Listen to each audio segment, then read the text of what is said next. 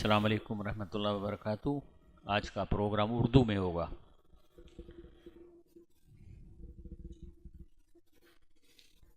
الحمد للہ رب العالمین، الصلاۃ والسلام علی رسول الکریم، اما بعد فاعوذ باللہ من الشیطان الرجیم، بسم اللہ الرحمن الرحیم۔ آج کا موضوع ہے مسلمانوں کے قرآن مجید سے بعد اور بیگانگی کے اسباب اور اس ناشکری کے نقصانات۔ یعنی آخر قرآن شریف سے لوگ کیوں بیگانے ہو گئے ہیں؟ زیادہ زیادہ کریں گے، تلاوت کر لیں گے، لیکن یہ معلوم کرنے کی کوشش نہیں کریں گے کہ یہ قرآن کہتا کیا ہے۔ حالانکہ یہ چیز ہم کسی بھی کتاب کے ساتھ ایسے نہیں کرتے۔ جو بھی کچھ پڑھتے ہیں، کوئی اسٹوری پڑھتے ہیں تو مزے لینے کے لیے پڑھتے ہیں نا، صرف لفظ پڑھنے کے لیے تو کوئی بھی چیز نہیں پڑھتا۔ یہ ٹریٹمنٹ ہم قرآن سے کیوں کرتے ہیں، اس کا اسباب کیا ہیں؟ یہ ایک پروفیسر صاحب نے ایک مضمون چھاپا تھا میثاق میں، جو تنظیم اسلامی کا رسالہ ہے، اور میں آج اسی سے آپ کو بتا رہا ہوں۔ قرآن شریف ہے کیا؟ قرآن شریف صرف ایک اخلاقی نظام نہیں ہے، بلکہ یہ کانسٹیٹیوشن ہے، ہاؤ ٹو لیو، زندگی کیسے گزاری جائے، خاندان کیسے پلیں گے، بچوں کو کیسے پالا جائے، حکومت کیسے بنے گی، وزراء کس قسم کے ہوں گے، اور اسے نافذ کرنے کے لیے متکلمین کے بجائے مجاہدین کی ضرورت ہے۔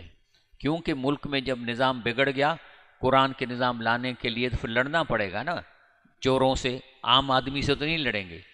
یہ چور، ظلم کرنے والے 5% ہیں، اس لیے اگر یہاں پہ 10% ایسے لوگ پیدا ہو جائیں تو 5% کو تو شکست دے دیں گے۔ تو میرا ذاتی تجربہ، پروفیسر صاحب لکھتے ہیں کہ یہ منطق، فلسفہ اور یہ بالکل ان چیزوں پہ زور دینے کی وجہ سے جو انسان میں نظام کی تبدیلی کا جذبہ ہے نا، وہ مردہ ہو جاتا ہے۔ جبکہ اللہ تعالیٰ نے فرمایا ہے، اعوذ باللہ من الشیطان الرجیم، بسم اللہ الرحمن الرحیم، وما هذه الحیات الدنیا الا لہو ولعب۔ اللہ کہتا ہے کہ یہ جو زندگی ہے یہ کھیل تماشا ہے، گزر جائے گی، کھیل تماشے کی طرح ہے۔ وَإِنَّ الدَّارَ الْآخِرَةَ، تو لیکن جو لمبی زندگی تم رہو گے وہ آخرت کا گھر ہے، لَهِيَ الْحَيَوَانُ، اصل رہنے کی وہ زندگی ہے، لَوْ كَانُوا يَعْلَمُونَ، کاش یہ آپ لوگوں کو سمجھ میں آ جائے، کاش آپ لوگوں کو پتہ چل جائے کہ اصل چیز وہ ہے۔ یہ تو لمحے میں گزرنے والی زندگی ہے، یعنی تمہاری دنیا کی زندگی دراصل دھوکے کی پونجی ہے، یہ حقیقی ریئل نہیں۔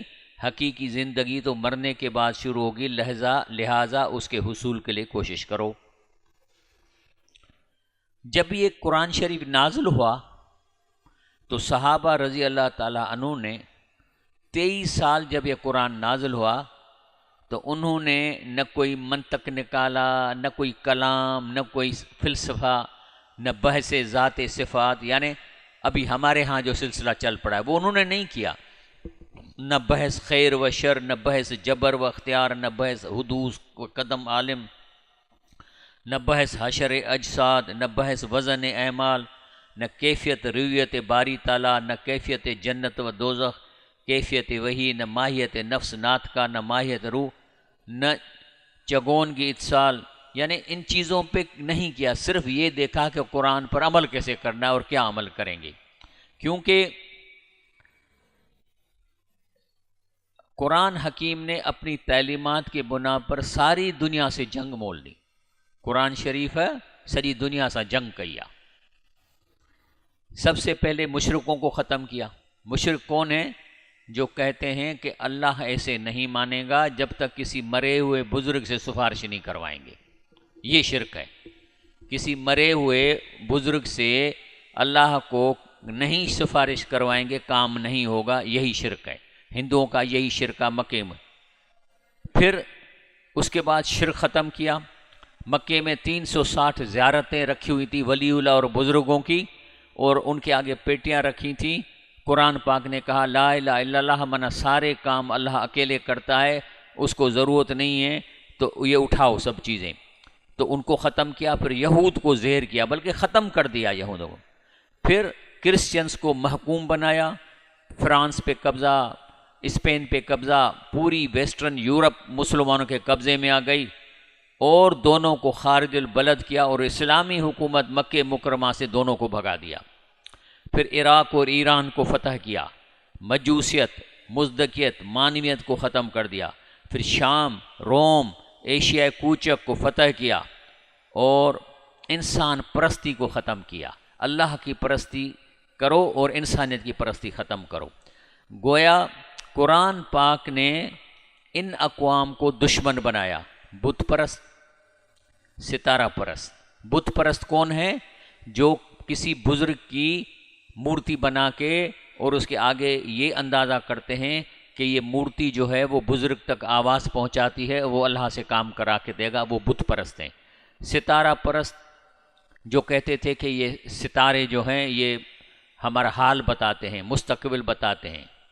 آفتاب پرست کچھ لوگ سورج کو خدا سمجھ کر پوجا کرتے تھے۔ انسان پرست کچھ لوگ انسانوں کو خدا سمجھ کے پوجا کرتے ہیں۔ مجوسی، مزدکی، مانوی، یہودی، عیسائی، دوسرے لفظوں میں اسلام نے پہلی صدی ہجری میں ساری دنیا کو اپنا دشمن بنا دیا۔ اب مسلمان قرآن سے دور کیوں ہیں؟ زیادہ زیادہ کریں گے تو تلاوت کریں گے، کبھی معنی کرنے کی کوشش ہی نہیں کریں گے اللہ کہتا کیا ہے۔ یعنی اتنی بڑی مذاق کسی بھی دنیا کی کتاب سے نہیں ہوتی ہے۔ پہلے اس کے اسباب کیا ہیں؟ یہودیوں نے ہم سے انتقام لیا ہے۔ یعنی یہودیوں میں 30 ہجری میں عبداللہ بن سبا یہودی منافقانہ طور پر اسلام لیا، بن گیا مسلمان پر تھا منافق، اور اس نے مسلمانوں کی خدا پرستی کے بجائے انسان پرستی کی تعلیم دی۔ یعنی کہنے لگا کہ رسول اللہ صلی اللہ علیہ وسلم خود اللہ ہے، اس کو سجدے کرو، اس کی بات کرو۔ اس طرح اسلام میں ایسا فرقہ پیدا ہو گیا جس نے قرآن کے بجائے ایک خاندان کو، اللہ کے بجائے ایک شخص کو اپنا محبوب اور مطلوب بنا لیا۔ اس طرح ایک فرقہ بندی بھی پیدا کر دی۔ اللہ تعالیٰ نے اسے دور رہنے کا حکم دیا ہے۔ دوسری، تصوف۔ بقول علامہ اقبال تصوف کیا ہے؟ کہتا ہے علامہ اقبال، مست رکھو ذکر و فکر کی صبح گائی میں اسے، پختہ تر کر دو مزاج خانقاہی میں اسے۔ مانا دنیا میں کوئی کام نہیں کرنا، وہی بس بیٹھ اللہ اللہ کرنو آ، رگو ذکر کہو کندو پیو ہلے، پر کہیں مظلوم جی مدد نہ ہے کرنی، کہیں غریب جی مدد نہیں کرنی ہے، کسی ظالم سے ہاتھ نہیں اٹکانا، وہ ذکر میں لگا پیا ہو جو یہ تصوف۔ جو خدا کا نام لے سکتے تھے وہ رخصت ہوئے، خانقاہوں میں مجاور رہ گئے، یا گور کن یا مانوں کے دفن کرنے والا۔ انہیں کھاں پو ٹریوں سبب قرآن سے دوری کا ہے اشتغال بالحدیث۔ کہتا ہے پروفیسر صاحب لکھتا ہے کہ میں یہ کہنا چاہتا ہوں کہ حدیثوں کی چھان پھٹک میں مسلمان اس قدر بزی ہو گئے کہ قرآن کی طرف توجہ نہ کر سکے جس کا وہ مستحق تھا۔ اس طرح قرآن پس منظر میں چلا گیا۔ پھر فقہ میں پڑ گئے۔ قرآن سے بود و بیگانگی کی وجہ یہ بھی ہوئی کہ حکومت میں عہدہ حاصل کرنے کے لیے، میجسٹریٹ یا جج بننے کے لیے صرف فقہ کی ضرورت تھی۔ جب اسلامی حکومت تھی تو جو قاضی بنتے تھے صرف وہ جو فقہ جانتے تھے، لاز اینڈ کانسٹیٹیوشن، لیکن قرآن نے، اس لیے مسلمانوں کی توجہ تحصیل فقہ کی طرف مبذول ہو گئی۔ سب انٹیلیجنٹ لوگ فقہ حاصل کرنے لگے۔ ملوکیت، بادشاہت، کنگڈم، جب مسلمانوں میں بادشاہت قائم ہو گئی تو قرآن سے بیگان کی وجہ یہ بھی ہوئی کہ جب مسلمانوں میں ملوکیت یعنی کنگڈم شپ مستحکم ہو گئی تو بادشاہ اور سلاطین علماء کو مشوروں کے رنگ میں حکیم دیا یا حکم کے رنگ میں مشورہ دیا۔ تو مسلمان کی توجہ حدیث اور فقہ پر مضبوط کر دو، اور اپنے حلقہ درس قرآن میں قرآن کی تعلیم عام مت کرو، کیونکہ بہرحال اس پہ زد بادشاہوں پہ پڑتی تھی۔ اس لیے نہ گردن جھکی جس کی جہانگیر کے آگے، جس کے نرم گرم ہے گرامی احرار۔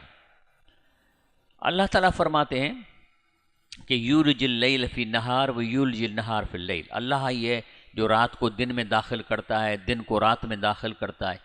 وسخر الشمس والقمر، اللہ ہی نے ہے نا جو سورج اور چاند کو قبضے میں کیا ہوا ہے، جبھی تو جو ہے سورج اپنی جگہ پہ ہے، چاند کلی یجری لاجل مسمى، اللہ تعالیٰ کہتا ہے کہ ہر چیز اپنے آربٹ میں گھوم رہی ہے۔ ذالکم اللہ ربکم، اللہ کہتا ہے دیکھا پاور تمہارے رب کا، یہ ہے تمہارا رب، لہ الملک، پوری کنگڈم اسی کی ہے۔ کاغذ، تنکا، مکوڑا، کیڑا، سورج، چاند سب اس کی بنائے۔ والذین تدعون من دونی، اس لیے ایسے خالق کو چھوڑ کر تم کسی اور سے جس سے مانگتے ہو ما یملکون من قطمیر، وہ کھجور کی گٹھلی کے برابر بھی پاور نہیں رکھتا اس کی کوئی چیز، بلکہ کھجور کی گٹھلی بھی اللہ کہتا ہے میرا ہے۔ ان تدعوہم، کیونکہ سارے اللہ کے ولی اس وقت جنت میں بیٹھے ہوئے ہیں، اسی لیے اللہ کہتا ہے ان تدعوہم، اگر تم یہاں سے بیٹھ کر ان کو پکارو گے لا یسمعوا دعاءکم، ان تک تو آواز ہی نہیں پہنچے گی، آواز تو یہاں سے وہ دروازے تک باہر نہیں جا سکتی۔ تو جو 7 آسمان پہ اللہ کے ولی جنت میں بیٹھے ہوئے ہیں لیکن وہ پرندوں میں ان کی روح ہے، اللہ کے رسول فرمایا تو کہتا ہے ان تک آواز نہیں پہنچے گی۔ ان تدعوہم، اگر ان کو پکارو گے لا یسمعوا، نہیں سنیں گے دعاءکم، تمہاری پکاریں، ولو سمعوا، پر فرض کرو سن بھی لیں، مستجابوا لکم، تیرا کام نہیں کریں گے کیونکہ پاور ہی نہیں ہے۔ پراپرٹی اللہ کہتا ہے میری ہے، میری چیز آپ کو اٹھا کے کون دے سکتا ہے؟ وہ یوم القیامت، اور یہ اللہ کے سارے ولی بزرگ قیامت کے دن یکفرون بشرککم، تمہارے شرک کا انکار کریں گے، تمہیں بیزتا کریں گے اور تمہارے دشمن بنیں گے۔ ولا ینبئک مثل خبیر، اللہ کہتا ہے یہ سیکریٹ باتیں، غیب کی باتیں، آسمانوں کی باتیں، جنت کی باتیں، اللہ کہتا ہے میرے علاوہ تمہیں کون بتا سکتا ہے؟ یا تو کوئی جا کے واپس آ جائے، کہتا ہے اللہ چاہے تو ماں ہی تو تاں کے بدائے سگا نا، منہ جیڑی کا خبر تائیں کیر نہیں دو۔ ضرب اللہ مثلا، اللہ فرماتا ہے فَقُلُوا مِمَّا رَزَقَكُمُ اللَّهُ حَلَالًا طَيِّبًا، اس لیے اللہ کے زمین میں سے کھاؤ پیو لیکن حلال بھی ہو طیب بھی ہو۔ حلال کا مطلب ہے رشوت کا پیسہ نہیں ہو، چوری کا پیسہ نہیں ہو، اور طیب کا مطلب ہے مردہ گوشت نہیں کھاؤ، سور نہیں کھاؤ، گدھا نہیں کھاؤ، کتا نہیں کھاؤ، طیب چیز کھاؤ، ذبح کر کے کھاؤ، اور حلال من حرام سے کمائی نہ کرو۔ وشکروا نعمت اللہ، اور پھر اللہ کی چیزیں استعمال کر کے اللہ کا شکر کرو، اللہ کی نعمتوں کا۔ ان کنتم ایہ تعبدون، اگر واقعی اب اللہ والے ہو، اگر اللہ والے ہو تو یہ کام کرو۔ دوسرا چھٹا سبب جو قرآن سے دوری کا ہے وہ ہے مدرسوں کی تعلیم۔ جو آج کل جو مدرسوں میں تعلیم ہو رہی ہے جس کو بولتے ہیں درس نظامی، پروفیسر صاحب لکھتے ہیں کہ قرآن سے مسلمانوں کی بیگان کی وجہ یہ بھی ہوئی کہ جب اورنگزیب کے عہد میں ملا نظام الدین سہالوی نے مشہور عالم درس نظامیہ بنایا، جو گزشتہ 300 سال سے ہمارے عربی مدارس میں پڑھایا جا رہا ہے، تو اس میں منطق کی تو 15 سبجیکٹ رکھے گئے، لیکن قرآن کے صرف 2.5 پارے، اور وہ بھی تبرک طور، اور وہ بھی آخری سال میں پڑھاتے تھے۔ اس کا نتیجہ نکلا کہ عربی مدارس کے طلباء کے دماغوں میں جو آگے چل کے علماء بنتے ہیں، قرآن کی اہمیت کم ہو گئی الا ماشاء اللہ۔ دوسرا 7واں سبب قرآن سے دوری کا عربی زبان سے عدم توجہ، من عربی زبان ہمارے لیے ہے ہی نہیں۔ قرآن سے بیگان کی وجہ یہ بھی ہے کہ نہ صرف ایران بلکہ تمام عالم اسلام مشرق ممالک میں دفتری زبان فارسی ہو گئی اور عربی کی حیثیت ختم ہو گئی۔ یعنی جب یہاں پہ انڈیا میں بھی دفتری زبان فارسی ہو گئی تھی، اسی لیے عربی ہماری زبان میں نہیں۔ کچھ افریقی ممالک ہیں ان میں عربی زبان ابھی تک ان کی سرکاری زبان ہے۔ انگریز آیا تو ہماری زبان انگریزی ہو گئی، اس سے پہلے فارسی تھی۔ دوسرا سبب ہے جاگیرداری۔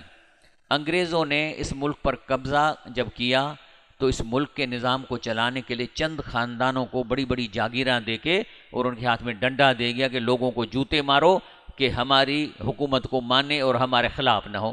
تو یہ سارے جاگیردار جن کو جاگیریں ملی یہ انگریزوں کے ایجنٹ تھے اور ملک کے غدار تھے، اور عوام کو کنٹرول کرنے کے لیے ان کو جاگیریں دی گئی تھیں۔ تو قرآن سے دوری کی وجہ یہ بھی ہے کہ سرمایہ داروں، نوابوں اور جاگیرداروں کو قرآن میں اپنی موت نظر آتی ہے، کیونکہ اگر یہ قرآن لوگوں کو سمجھ میں آئے گا، مانا کریں گے تو ان کی موت ہے اس میں۔ اسلام میں کہاں ہے کہ تم اتنی بڑی جاگیریں رکھو، بلکہ اسلام میں تو یہ ہے کہ جو کھانے کی چیزیں ہیں ان کا ذخیرہ کرنا حرام ہے۔ تو کسی نے پوچھا کہ صحیح مجھے غلطی ہو گئی ہے، میں نے 40 دن تک جو میری کنکی یا چاول ہے میں نے اسٹور میں رکھے تھے کہ مہنگا ہوگا تو بیچوں گا، لیکن اب میں نے سنا ہے کہ یہ حرام ہے تو میں کیا کروں؟ تو اس کو جواب دے دیا گیا کہ اگر تم اس کو مفت میں بھی دے دو گے پھر بھی تیرا گناہ کم نہیں ہوگا۔ 40 دن ذخیرہ کرنے کے بعد اگر وہ چیز تم مفت میں بھی بانٹ دو پھر بھی تیرا گناہ کم۔ تو یہ ہے نا موت ان کی، حکومت اور دولت کا حصول۔ قرآن سے بیگان کی وجہ یہ بھی ہوئی کہ جب عوام اور خواص حکومت اور اس کے نتیجے میں دولت سے مستفید ہوئے، یعنی حکومت کے لوگوں کو، وزیروں کو کروڑوں اربوں روپے ہو گئے، اور خواص کو ہو گئے تو تمام عیب ان میں پیدا ہو گئے جو حکومت دولت کے نتیجے میں ہوتے ہیں، مثلا عقیدے کی خرابیاں، غیر اسلامی رسومات وغیرہ وغیرہ۔ اور علامہ اقبال نے کہا ہے برخور از قرآن غر خواہی ثبات در ضمیر شدیدہ ام آب حیات، یعنی اے مسلمان اگر دوام اور ثبات اور قوت مانا تم غلبہ چاہتے ہو تو قرآن کے سامنے دستے سوال دراز کرو، قرآن سے علم حاصل کرو، اس کے آگے ہاتھ کھولو، اس لیے کہ مجھے قرآنی کے مفکی چشم میں آب حیات کا سرام ملا۔ علامہ اقبال کہتے ہیں مجھے اس کے خزانے سے ہر چیز ملی ہے۔ رسول اللہ صلی اللہ علیہ وسلم فرماتے ہیں کہ کوئی زمانہ آئے گا تو ایسے نوجوان پیدا ہوں گے، احداث الاسنان صفحاء و احلام یقولون من خیر قول الناس، کہہ رہا ہے کہ یہ قرآن کی بات کریں گے لیکن لا یجاوز تراکیہم، لیکن ان کی مانا نہیں کریں گے، ان کے گلے سے اترے گا نہیں، لوگوں کو نہیں بتائیں گے، اچھی اچھی تلاوتیں کریں گے، لیکن پھر ایسے لوگ یمرکون، میں اس کا ترجمہ اردو میں بتاتا ہوں۔ حضرت عبداللہ بن مسعود سے مروی ہے کہ رسول اللہ صلی اللہ علیہ وسلم نے فرمایا کہ آخر زمانے میں کچھ لوگ نکلیں گے جو نوجوان ہوں گے، بے وقوف ہوں گے، لوگوں میں سب سے بہتر باتیں کریں گے، یعنی بڑی بڑی باتیں کریں گے، تقریریں کریں گے، قرآن پڑھیں گے جو ان کے حلقوم سے نیچے نہیں اترے گا، اسلام سے اس طرح بے فیض رہ جائیں گے جس طرح تیر شکار سے بے نشان گزر جاتا ہے، جو ان سے ملے ان سے قتال کرے، کیونکہ ان کو قتل کرنا اللہ کے اجر۔ بہرحال میں یہ نہیں کہتا، یہ تو ایک حدیث شریف کا لفظ ہے کہ یہ آپ کو گمراہ کریں گے تو ان سے بچیں۔ باقی اللہ نے فرمایا کہ اکثریت گمراہ ہے۔ قرآن شریف میں اچھے تو سورہ انعام، ان تطع، اگر تم پیچھے چلو گے، اگر اطاعت کرو گے، اکثر من فی الارض، زمین میں اکثریت کے پیچھے، یضلوک عن سبیل اللہ، یہ اکثریت تمہیں اللہ کے راستے سے گمراہ کر دے گی۔ کیوں؟ یتبعون الا الظن، کیونکہ اکثریت قرآن کی معنی ہی نہیں کرتی، یہ تقریریں لوگوں کی سن سن کر یا باتیں سن سن کر اپنا دین بناتے ہیں، وَإِنْهُمْ إِلَّا يَخْرُصُونَ، اور اسی پہ اپنی تقریریں کرتے ہیں یا عمارتیں بناتے ہیں۔ شاہ عبداللطیف بٹائی ایک انقلابی شاعر تھا جس نے اپنے شعروں میں قرآن کی آیتوں کا ترجمہ کیا ہے۔ خود اس نے کہا ہے کہ جے تو بیت بھائیں سے آیتوں آہن، کہتا ہے یہ میرے جو بیت ہیں یہ آیتیں ہیں، نیو من لائن، یہ جا کے دل کو ملاتے ہیں، نیو من لائن پریا سندی پارڈے، اوپر اللہ کے ساتھ۔ تو شاہ لطیف کہتا ہے کہ جتنے بھی میرے شاعر ہیں وہ قرآن کی آیتیں ہیں، اور واقعی ایسے ہے۔ 60 to 70% شاہ لطیف کے اشعار کا میں نے نکالا ہے کہ کس آیت کا اس نے ترجمہ کیا ہے، لیکن 30% یہ ہندوؤں نے یا دوسروں نے اس میں ڈالا ہوا ہے جس کا قرآن سے تعلق نہیں۔ شاہ عبداللطیف کے جس شعر کا قرآن سے تعلق نہیں، کسی آیت کا معنی نہیں، میں اس کو شاہ کا شعر ہی نہیں مانتا، کیونکہ وہ خود کلیم کرتا ہے جے تو بے تبھایاں سے آیتوں آہن، نیو من لائن پریا سندی پارڈے۔ اس کے بعد شاہ لطیف اسی آیت کا ترجمہ کرتا ہے نا، اللہ فرماتا ہے وَإِن تُطِعْ أَكْثَرَ مِنَ الْأَرْضِ، اگر اکثریت کے پیچھے زمین میں چلو گے تو میں گمراہ کر دیں گے، کیونکہ یہ سنی سنائی باتوں پہ چلتے ہیں۔ شاہ لطیف چاہے تو اکھ الٹی دھار وَوں اُبتو آمسی، یعنی اگر آم ادھر جا رہا ہے تو تم الٹو وہ، جے لہوارو لوک وہے، اگر نیچے لوگ نیچے جا رہے ہیں تم اونچو وہ ابھار تو تم اوپر کی طرف جاؤ۔ منجھا نوح نہار، لیکن تیری نظر اللہ کی طرف ہو، پر پٹھی رو پری ڈے، لیکن تیرا چہرہ پری جے رب جی طرف ہو جائے، مانن دے پٹھی ہوجے۔ اسی لیے علامہ امام عبید اللہ سندھی جنہیں ہم پڑھتے ہیں نا الحم شریف میں کہ غیر المغضوب علیہم ولا الضالین، یہ دالین کا مطلب ہے کہ نصارہ، لیکن امام عبید اللہ سندھی کیا کہتے ہیں کہ ایسے ہی لوگ جو کہتے ہیں کہ اس زمانے میں کوئی شخص قرآن حکیم کو نہیں سمجھ سکتا، اصل میں اس دور کا ظالین وہ ہے، گمراہ وہ ہے۔ امام ولی اللہ دہلوی نے ہمارے زمانے کے لوگوں کو لیے قرآن سمجھنے کی تمام لفظی معنوی دقتیں دور کر دی ہیں، اب اس کتاب عظیم کو سمجھنا نہایت آسان ہو گیا۔ اب بھی یہ کہنا کہ قرآن حکیم سمجھ میں نہیں آتا پرلے درجے کی گمراہی اور ضلالت ہے۔ یعنی قرآن کے جو لفظی معنی ہے، ایک ان پڑھ بکرار بھی اگر اس کو کوئی بچہ پڑھ کے ترجمہ بتائے گا اس کو پتہ چل جائے۔ اللہ میں سے جیسے میں بیچ میں سے اٹھاتا ہوں، اللہ فرماتا ہے، ابھی میں ترجمہ کر رہا ہوں، میرے پاس نہیں ہے، کہتا ہے یوسف علیہ السلام کی اور اس کے بھائیوں کے قصے میں آپ لوگوں کے لیے نشانی ہیں۔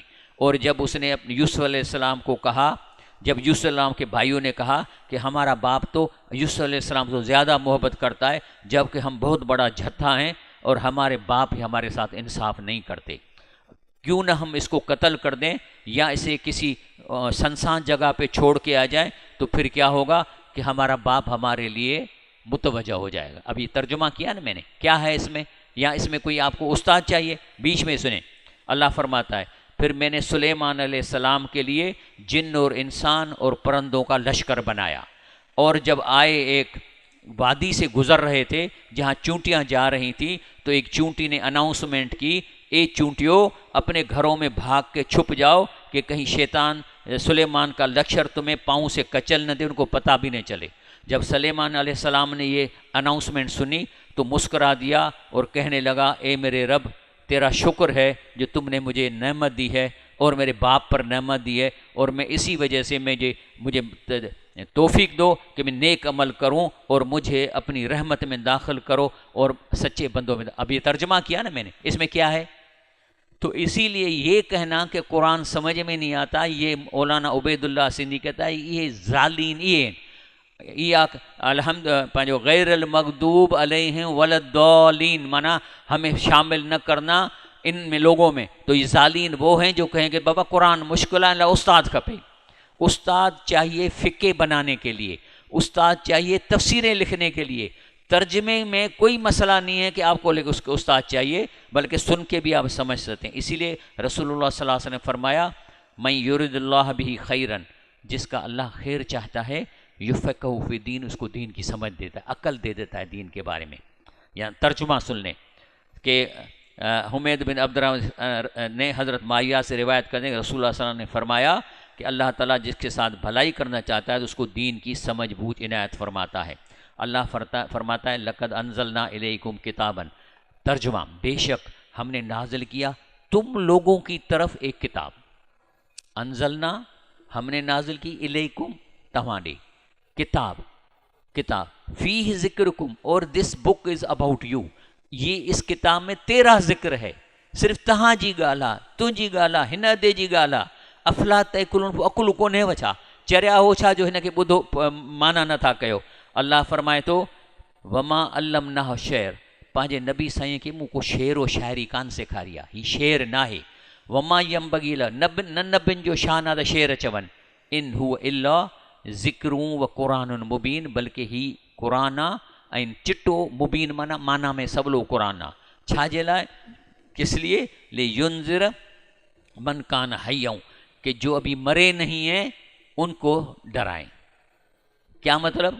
کبھی یہ مردوں کے اوپر نہیں پڑھنا، کس کے لیے؟ لینذر، کہ ڈرانے واسطے من کان حیًّا، جو اجاں موا نہ ہن، ہی قرآن آہے زندہ جے لائے، موہن جو ہے نا قرآن سے کو تعلق کونے کو، اگر موہن جو قرآن سے کوئی تعلق ہوگا تو پھر اخباریں بھی پڑھ کے دو نا، قبر تے ونی کاوش پڑھی بدایوس، ہاں ڈان پڑھ کے سناؤ، نہیں، اس قرآن کا مردوں سے کوئی تعلق نہیں۔ کون کہتا ہے؟ خود قرآن کہتا ہے لینذر من کان حیًّا، اور ڈرانے واسطے جو ابھی مرے نہیں ہیں، ویحق القول الکافرین، اور کافروں پر حجت قائم کرنے کے لیے۔ ہم جب یہ کہتے ہیں اہدنا الصراط المستقیم، تو اس کا کیا مطلب ہے؟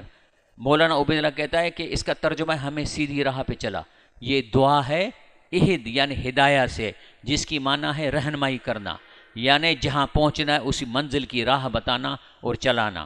یہی آیتیں باقی مذہبوں پہ ہیں۔ مثال کے طور پر اہدنا الصراط المستقیم، ہمیں سیدھی راہ رہنمائی فرما، اگر ہندوؤں کے وید اٹھاؤ تو اس میں بھی جو یہ آیت ہے اس کا ترجمہ ہے ہم کو ہمارے فائدے کے لیے سیدھے راستے پہ لگا، یعنی ہندوؤں کے جو اصلی کتابیں ہیں وہ بھی قرآن سے ملتی جلتی باتیں ہیں، ان کے بھی مذہب سچے ہیں لیکن انہوں نے خراب کر دیا ہے، جس طرح اب ہم اپنے دین کو خراب کرنے پر تلے ہوئے ہیں، شرک، بدعت، یہ ڈھول دھماکہ، جس طرح انہوں نے خراب کیا ہم بھی اس کے پیچھے پڑیں۔ لیکن اگر ان کے مذہبی کتابوں کو میں نے اسٹڈی کی ہے کہ تقریباً ان کی آیتیں بھی قرآن والی ہیں، کیونکہ اللہ ایک ہی ہے، اسلام ایک ہی ہے، ہر مذہب کو اللہ نے کہا ہے کہ میں نے نبی ہر جگہ بھیجا ہے۔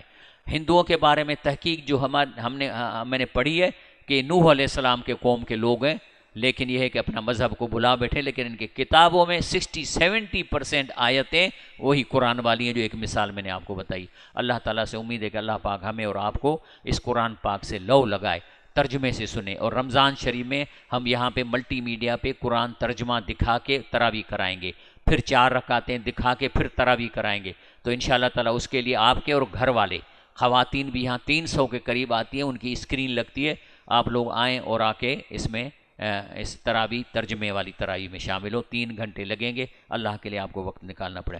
سبحان ربک رب العزت عما یصفون وسلام علی المرسلین والحمد للہ۔